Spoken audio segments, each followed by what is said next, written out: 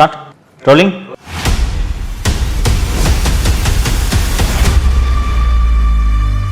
இரண்டாயிரத்தி 26 படுதோல்வியை திமுகவுக்கு வழங்குவதற்கு நீங்கள் அத்தனை பேரும் முடிவெடுக்க வேண்டும். சென்னையில் விமான சாகச நிகழ்ச்சி ஒன்று நடந்துச்சு. மக்கள் சாரியாக குவிந்து சென்னை கடற்கரையை நோக்கி செல்லக்கூடிய அத்தனை சாலைகள் முழுக்க இந்த விஐபி கேலரியில் முதல்வர், மனைவி, மகன், மருமகள் மூச்சு திணறல் காரணமாக கார்த்திகேயன், ஜான், ஸ்ரீனிவாசன், தினேஷ்குமார், மணி ஆகிய 5 பேர் மக்கள் தண்டிப்பார்கள் என்ற அச்சம் திமுக குடும்பத்திற்கோ இல்லை என்பதுதான். திமுக என்பது மீண்டும் சொல்கிறேன், அது ஒரு தீய சக்தி. வணக்கம் தமிழ் பெருங்குடி மக்களே. ஒரு ஆட்சியில் தவறுகளே நடக்காதுன்னு கேட்டால் எல்லா ஆட்சியிலையும் தவறுகள் நடக்கும். ஏன்னா தவறு என்பது இயல்பு, வேண்டுமென்றே செய்யக்கூடியதல்ல. தவறு என்பது இயல்பு. ஆனால் அந்த தவறு நடந்த பிறகு அந்த ஆட்சியாளர்கள் அந்த தவறை சரி செய்வதற்கு என்னென்ன நடவடிக்கைகளை எடுக்கிறார்கள், அந்த தவறு மீண்டும் இதுபோல் நிகழாமல் இருப்பதற்கு என்னென்ன தற்காப்பு நடவடிக்கைகளை எடுக்கிறார்கள், அந்த தவறுக்கு காரணமானவர்கள் மீது என்ன நடவடிக்கையை எடுக்கிறார்கள் என்பதையெல்லாம் பொறுத்து தான் ஒருவர் நல்லாட்சி நடத்துகிறாரா, ஒரு மன்னன் நன்றாக ஆட்சி செய்கிறானா என்பதை நாம் கணிக்க முடியும். ஒரு மன்னன் எப்படி ஆட்சி செய்ய வேண்டும், ஒரு மன்னனுக்கான இலக்கணம் என்ன, அவன் எப்படிப்பட்ட ஆட்சியை கொடுப்பவனாக இருந்தால் அவன் நல்ல மன்னன் என்று அறியப்படுவான் என்று சிலப்பதிகாரம் முதல் கிரேக்க இலக்கியம் வரை, மாக்கியவெல்லி முதல் பல்வேறு நூல்கள் அறிவுரைகளை சொல்லியிருக்கின்றன. நம்ம தமிழக முதல்வர் திரு மு க ஸ்டாலின் அவர்களை பொம்மை முதல்வர் என்று தொடர்ந்து எல்லோரும் விமர்சனம் செய்து கொண்டிருக்கிறார்கள். ஏன் பொம்மை முதல்வர் என்று விமர்சனம் செய்கிறார்கள் என்பதற்கு பல்வேறு உதாரணங்களை சொல்ல முடியும். ஆனால் இன்றைக்கி ஒரே ஒரு உதாரணத்தை எடுத்துக்கிறது சரியாக இருக்கும்ட்டு நான் நினைக்கிறேன். தோழர்களே, 7 அக்டோபர் 2024 அன்று சென்னையில் விமான சாகச நிகழ்ச்சி ஒன்று நடந்துச்சு. இந்த விமான சாகச நிகழ்ச்சி என்பது இந்திய விமானப்படை கடற்கரையில் பல்வேறு விமானங்களை வானில் பறக்க விட்டு பொதுமக்கள் அந்த விமானங்களை பார்த்து மகிழக்கூடிய வகையில் அவ்வப்போது இந்தியாவின் முக்கிய நகரங்களில் இது போன்ற நிகழ்ச்சிகளை நடத்துவது வழக்கம். இது போன்ற ஒரு நிகழ்ச்சி தான் 7 அக்டோபர் 2024 அன்று நடைபெற்றது. அது ஒரு விடுமுறை நாள். இது போன்ற சாகச நிகழ்ச்சி, குறிப்பாக விமான சாகச நிகழ்ச்சி மாதந்தோறுமோ 6 மாதத்துக்கு ஒரு முறையோ வருடத்திற்கு ஒரு முறையோ நடப்பது கிடையாது. கிட்டத்தட்ட 15-20 வருஷத்துக்கு ஒரு முறை தான் இது நடக்கும். கடைசியாக 6 செப்டம்பர் 2003 ஆண்டு தான் இந்த விமான சாகச நிகழ்ச்சி நடைபெற்றது. சரிங்களா? 7 அக்டோபர் 2024 அன்று சென்னையில் நடந்த இந்த விமான சாகச நிகழ்ச்சி எப்படி நடைபெற்றது என்றதை பார்க்கலாம். விஐபி கேலரி, முதலமைச்சர் உட்காருவார் இல்லையா, அங்கே விஐபி கேலரி போட்டுட்டாங்க. இந்த விஐபி கேலரியில் முதல்வர், மனைவி, மகன், மருமகள், இந்த பக்கம் ஐஜி செந்தில்வேலன், பின்னாடி கமிஷனர் அருண், டிஜிபி அத்தனை பேரும் உட்கார்ந்துருக்காங்க. இப்போ இவர் முக்கியமாக விட்டேனே தீப்பொறி தினேஷ், முதல்வரோட பிஏ, நிழல் முதல்வர், அவர் எல்லாம் உட்காந்துக்கிட்டு விமானப்படை அதிகாரிகள், காவல்துறை மூத்த அதிகாரிகள் இவங்கெல்லாம் உட்காந்துக்கிட்டு பைனாக்குலரை வச்சு எல்லாம் பார்த்து ரசிச்சுக்கிட்டு இருக்காங்க. கடற்கரையில் இது நடக்கிறது. தோழர்களே, இது போன்ற நிகழ்ச்சி நடக்கும்போது அரசு இயந்திரம் எப்படி செயல்படுகிறதுன்றதை நீங்கள் புரிஞ்சுக்கணும். First air force and Tamil Nadu government கூட ஒரு லைசன் மீட்டிங் நடக்கும். இந்த லைசன் மீட்டிங்கில் தீயணைப்புத்துறை, காவல்துறை, சுகாதாரத்துறை, இது போன்ற முக்கியமான துறைகளை சேர்ந்த அதிகாரிகள் கலந்து ஆலோசிப்பார்கள். எவ்வளவு க்ரௌடு வரும், எவ்வளவு கூட்டத்தை நம்ம எதிர்பார்க்கலாம், அண்டு போலீஸ் டிபார்ட்மெண்ட், டிராஃபிக்கை மேனேஜ் பண்ணக்கூடிய போலீஸ் டிபார்ட்மெண்ட் எந்தெந்த ரூட்டில் இருந்து க்ரௌடு வரும், அண்டு மெட்ராஸில் எவ்வளவு 2 வீலர்ஸ் இருக்குது, எவ்வளவு 4 வீலர்ஸ் இருக்குது, கார்ஸ் இருக்குது அப்படின்றதெல்லாம் ஓரளவுக்கு எண்ணிக்கை புள்ளி விவரங்கள் போக்குவரத்து துறையிடமும் காவல்துறையிடமும் இருக்கிறது.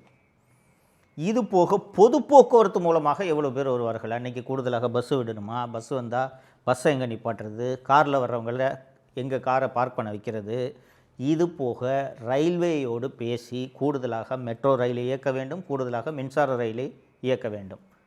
வழக்கமாக இயக்கக்கூடிய மின்சார ரயில்களை ஞாயிற்றுக்கிழமை போல் விடுமுறை நாட்களில் குறைச்சிருவாங்க. என்ன காரணம்னா அன்றைக்கி கூட்டம் இருக்காது, ஆஃபீஸ் போகிறவங்க இருக்க மாட்டாங்கன்றதுனால அன்றைக்கி கூட்டம் இருக்காது. தோழர்களே, இந்த நிகழ்ச்சியை காண வேண்டும் என்பதற்காக மின்சார ரயில் மூலமாக வர வேண்டும் என்று மக்கள் சாரியாக குவிந்து கூடுதல் மின்சார ரயில் விடாத காரணத்தால் ரயில் நிலையங்களில் கூட்டம் நிரம்பி வழிந்தது.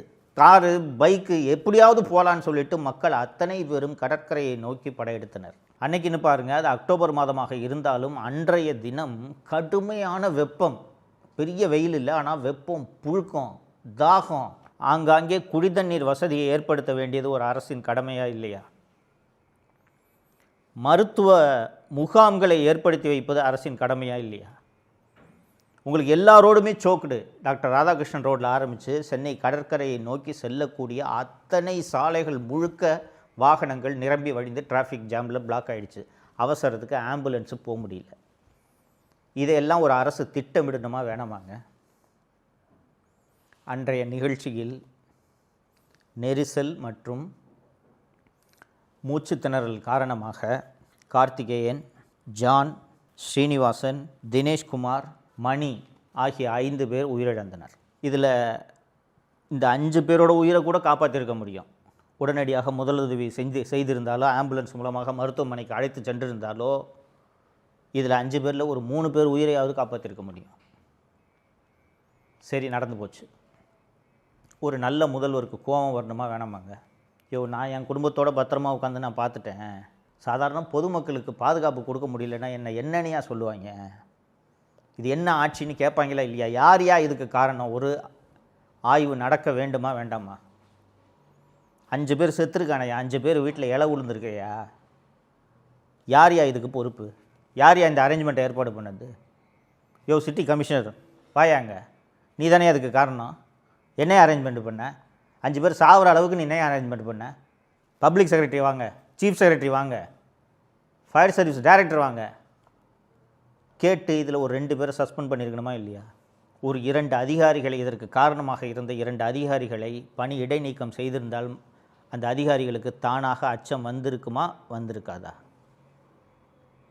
இதுபோல் இந்த நெரிசல், கள்ளச்சாராய சாவு, இது போன்ற மோசமான சட்டம் ஒழுங்கு சம்பவங்கள், இது போன்ற சம்பவங்களுக்கு காரணமான அதிகாரிகள் மீது கடுமையான நடவடிக்கையை எடுத்திருந்தால் கரூரில் விஜய் அவர்களோட கூட்டம் நடந்தப்போ 41 பேரை சாக விட்டுருக்க மாட்டாங்க.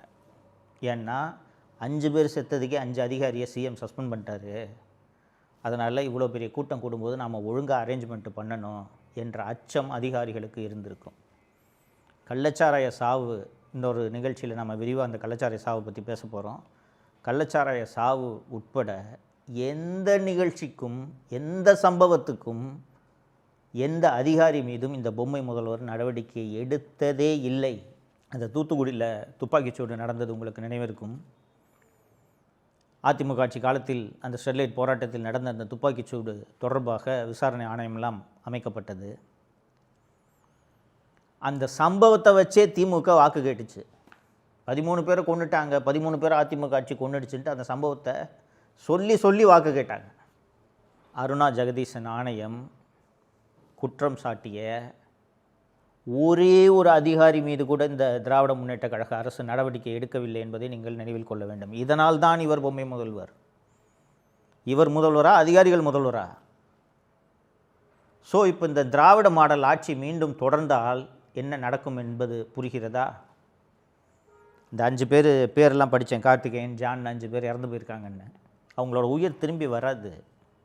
ஆனால் பொறுப்பற்ற முறையில் நடந்த அந்த அதிகாரிகள் மீது நடவடிக்கை எடுப்பது ஒரு முதலமைச்சரின், ஒரு அரசனின் கடமையா இல்லையா? தன்னோட கடமை என்ன, அந்த கடமையை செய்கிறது நமக்கு அவசியம். அப்படி கடமையை செய்ய தவறின அரசனையோ முதலமைச்சரையோ மக்கள் தண்டிப்பார்கள் என்ற அச்சம் இந்த திராவிட முன்னேற்ற கழக ஆட்சிக்கோ திமுக குடும்பத்திற்கோ இல்லை என்பதுதான் உண்மை. உண்மையிலே இப்படி தப்பு பண்ணுறோமே, தொடர்ந்து தப்பு நடக்குதே, இவ்வளவு சாவு நடக்குதே, சட்டம் ஒழுங்கு மோசமாக இருக்குதே, நம்ம கடுமையான நடவடிக்கை எடுக்கலைன்னா மக்கள் நம்மளை தேர்தலில் தண்டிப்பாங்களேன்ற அச்சம் இவர்களுக்கு இல்லை. ஆனால் மக்கள் தண்டிப்பார்கள், தண்டித்திருக்கிறார்கள். இதனால்தான் 2011 திமுக படுதோல்வி அடைந்தது, 2016 படுதோல்வி அடைந்தது, 2026 படுதோல்வியை திமுகவுக்கு வழங்குவதற்கு நீங்கள் அத்தனை பேரும் முடிவெடுக்க வேண்டும். திமுக என்பது மீண்டும் மீண்டும் சொல்கிறேன், அது ஒரு தீய சக்தி. அந்த தீய சக்தி தப்பி தவறி கூட ஆட்சிக்கு வந்துவிடக்கூடாது என்பது உங்கள் கையில் இருக்கிறது. நீங்கள் அதை செய்வீர்கள் என்று நம்புகிறேன். மீண்டும் ஒரு நிகழ்ச்சியில் சந்திப்போம். நன்றி. தமிழகத்தை காப்போம்.